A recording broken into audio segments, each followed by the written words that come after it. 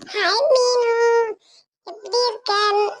சரி, நம்ம விளையாடலாமா? அங்க பாக்கிறதுக்கு இந்த கடல் பார்க்க எவ்வளவு அழகா இருக்கு பத்தியா? பின்னாடி இருக்கிற பேக்ரவுண்ட்லாம் எனக்கு ரொம்ப பிடிச்சிருக்கு.